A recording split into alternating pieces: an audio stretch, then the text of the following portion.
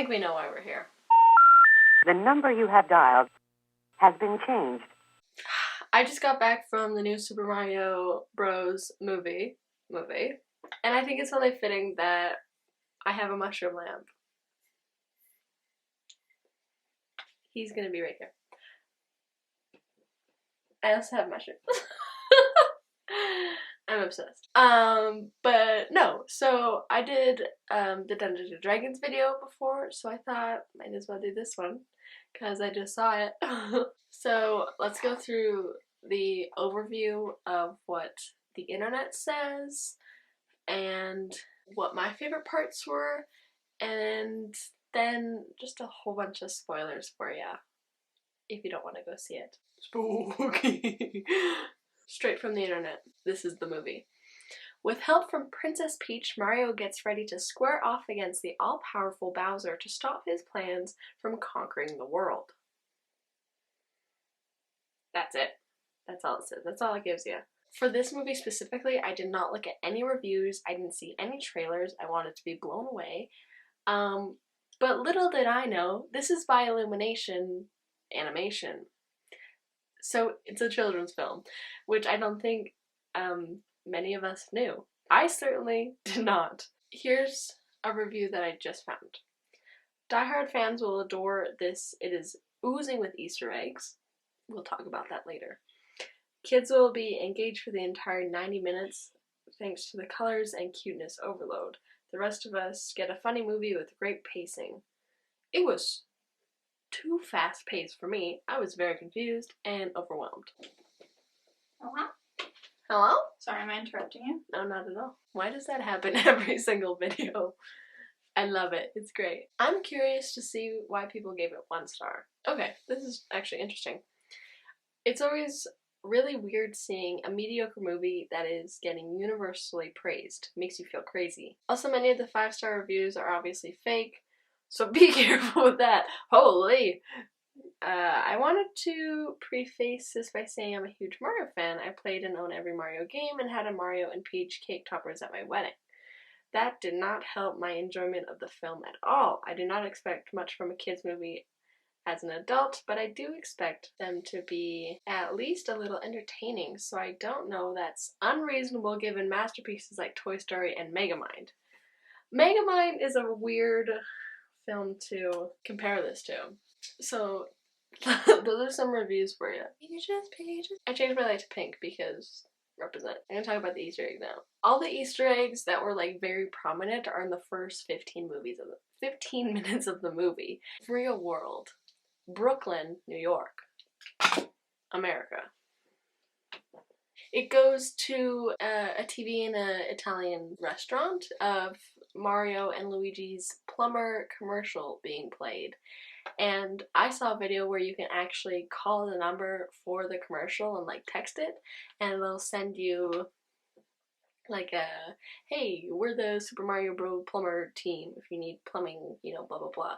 But there's a link you can sign up, and then the Super Mario Bros. Plumber people will be in your contacts, and then they'll send you messages about the upcoming movies or things about the movies. So that's kind of cool that they did that. But immediately after you see the commercial, it goes to them talking in like regular voices, because in the commercial they're using their overdramatic, it's me, high-voiced, very Italian. But then there's a person playing on an arcade game, and it's the original voice of Mario, and he does an impression of them saying like, oh, it's very good. And then, so that was nice. I really like that. The original voice of Mario is also Mario's dad and Luigi's dad, I guess. There's a duck hunt Easter egg. There's, when they're running through just a construction site, it very much resembles the original Mario Bros.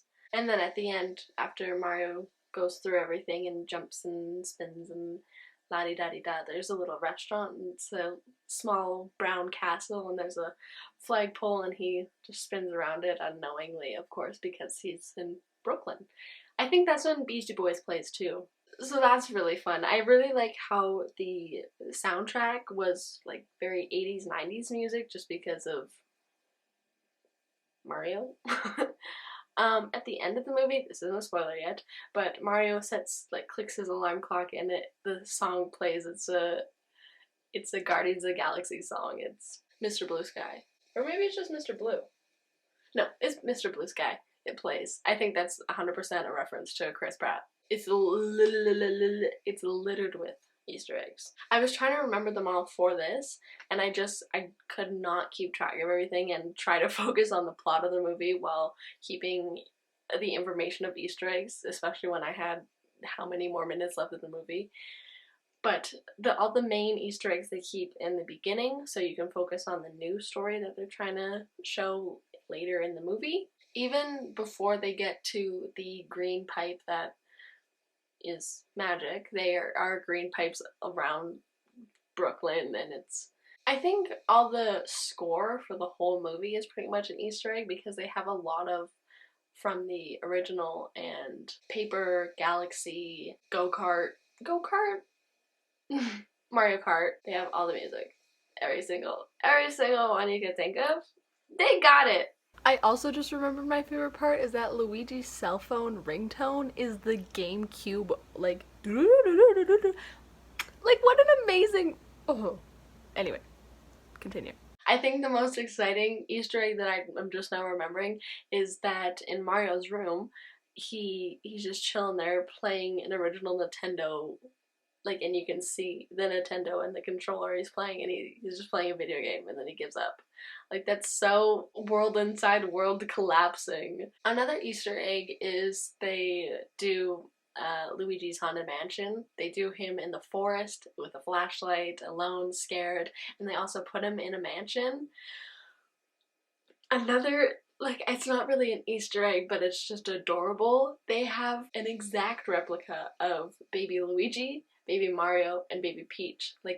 But I'm very confused because they show that, and then they show a kid animated in the Illumination animation style, and it's very much completely different, so how did they not... Are they human? I can't tell anymore. I'm very confused. Also, Princess Peach's castle was just beautiful, amazing, an exact replica. I loved it. Except she didn't have her garden, which that made me kind of sad. Moving past Easter eggs because my brain simply cannot focus on it anymore because all I can think about is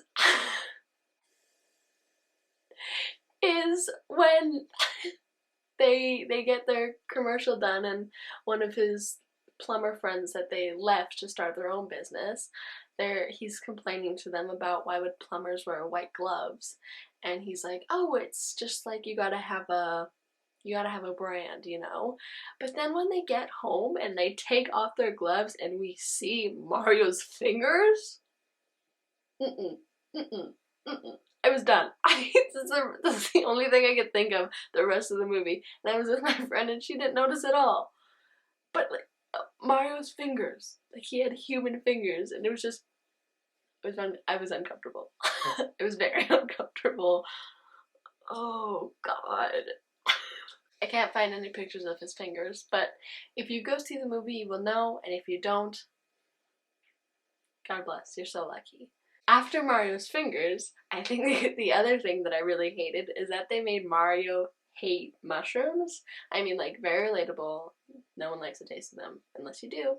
That's totally cool. But he hates mushrooms, and then he lands in a mushroom land, and he has to eat mushrooms. That's just sad, man. I'm gonna go through the characters in the cast. Chris Pratt was Mario. He did really good. I thought it was gonna be oh, this is clearly Chris Pratt talking, but he covered his voice, and either they edited after to change the pitch, but his performance was good. Has he done animated voiceovers before? I guess he has in the Lego movie. He's Emmett in the Lego movie? How did I not know this? Why was I under the impression that Andy Samberg was the voice of Emmett? Who lied to me? Anyway, so he's done animated voicing before. Anya Taylor-Joy plays Princess Peach. I feel because... Now, don't lie to me about this. Oh my god. She has done animated the Playmobil movie. She was one of the main voices there, but I feel she could have had more gusto with, like, her first line is supposed to be very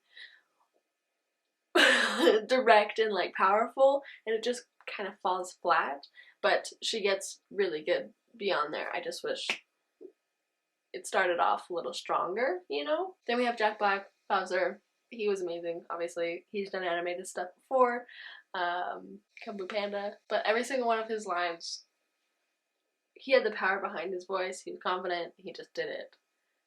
It was all gravelly. I don't know if that's been edited over, or if that's just him vibing. And then we talked about Charles Martinet? We talked about him being the dad and the side character, so slay they got him in there. Charles Day is Luigi. He was Benny in the Lego Movie, the spaceship guy. He was very good. I feel like he didn't have a lot of lines because it was mainly focused on Mario the whole time, like Mario trying to get his brother back. So I'd say Luigi maybe had 2 minutes of talking time for the whole movie, other than whimpering and being scared doesn't count. I mean, that's a lot of work for voice actors, I understand, but like actual speaking lines, I think 2 minutes. 3, maybe. I'll do 4 minutes, including 1 minute of him screaming Mario's name because he was so scared, so there's nothing much to judge because it was all about Mario. Keegan-Michael Key was Toad. So slay. He's in everything right now. Toad was such like a homie and such like a superstar. I loved it. He kept backing Mario up with everything. It's kind of weird he was wandering around the mushroom forest alone, waiting for someone to come out of the tube.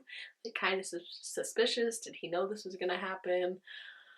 Or was he banished from the world? Or maybe he was looking for adventure. That's it. So I think he just went into the forest to look for adventure, and I guess he found it. So Seth Rogen was Donkey Kong. It was so good. They implemented his laugh so many times. My card was full, so I had to switch it. That's never happened. My thoughts of the movie and spoilers. I don't know. I think because there was so much going on. Like that one review said, like there was a lot of colors and it was very fast paced for children to keep up with what was happening. It was so much to retain in such a short amount of time.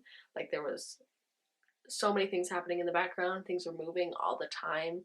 There was parts that should have been focused that wasn't focused. And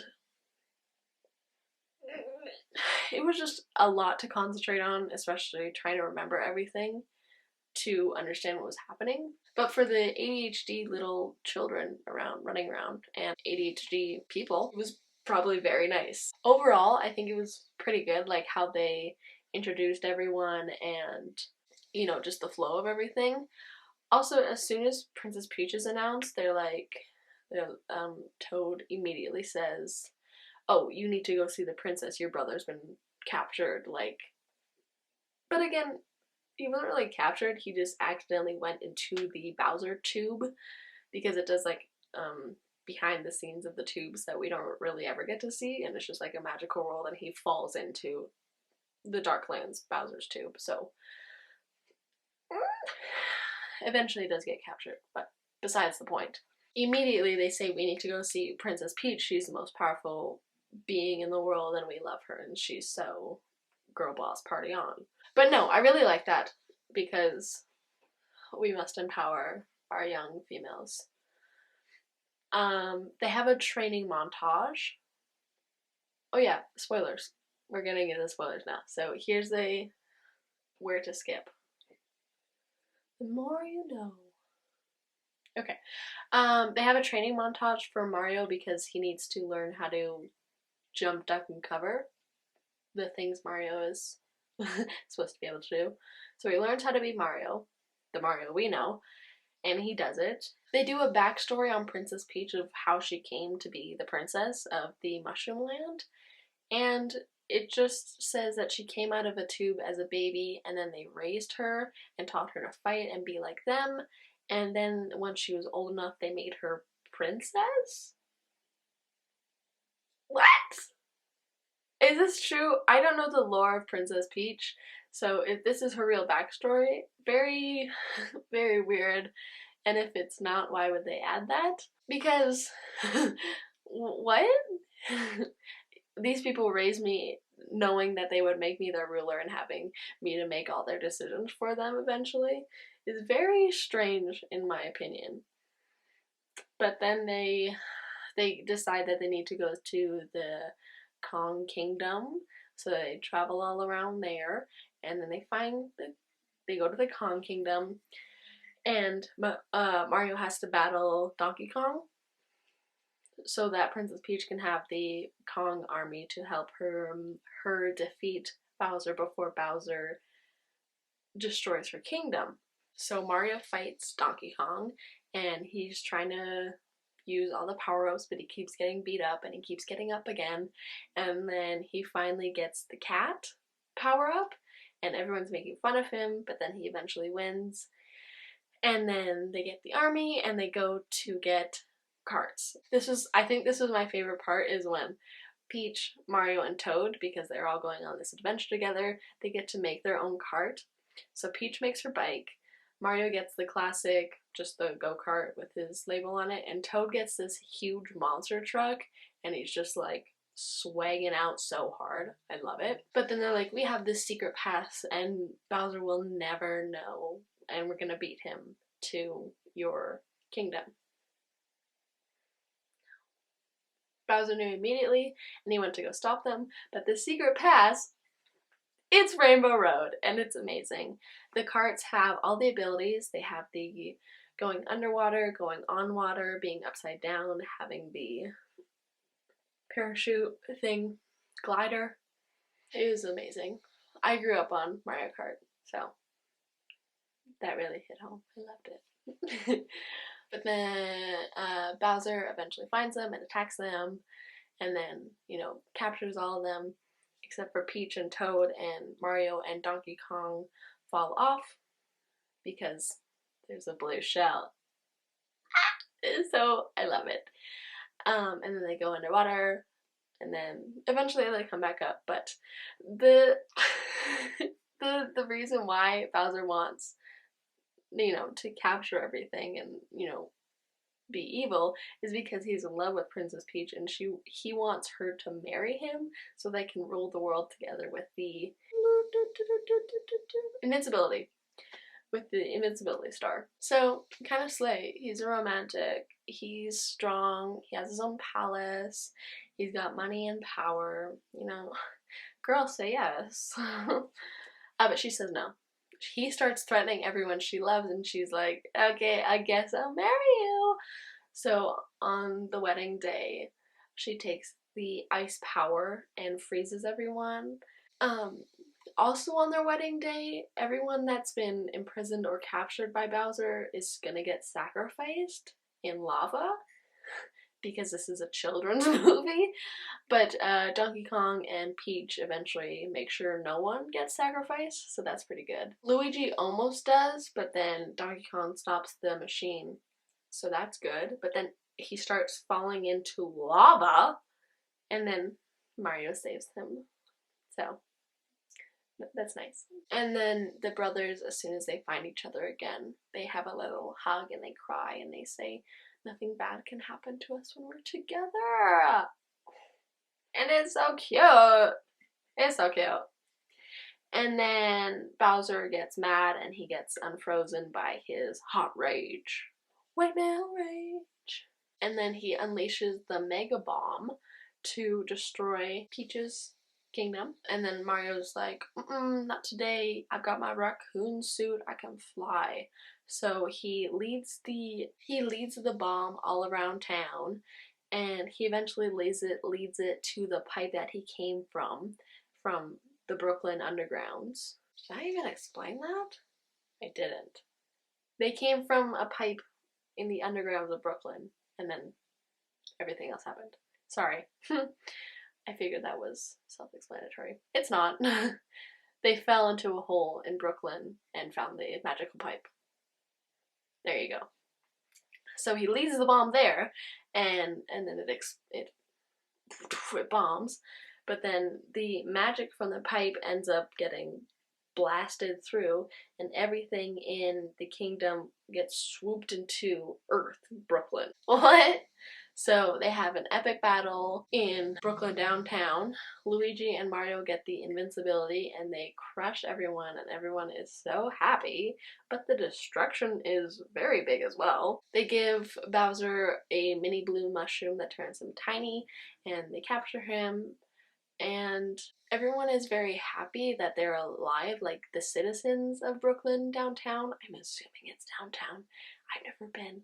But they all come out cheering, but like half of your cars are destroyed and your road is wrecked. So, but at least they're not dead, right? That's the point. So I don't think it's ever really explained how they got everything back into the Mario universe. We're gonna assume that everything is fine in both universes. Mario wakes up to his alarm, again, Mr. Blue Sky, Guardians of the Galaxy reference, and Luigi and Mario get ready for the day. They put their caps on, they walk outside, and oh, that's so cute. They're in the Mushroom Kingdom and they do all their work there. It's very cute, and they jump up and they high five.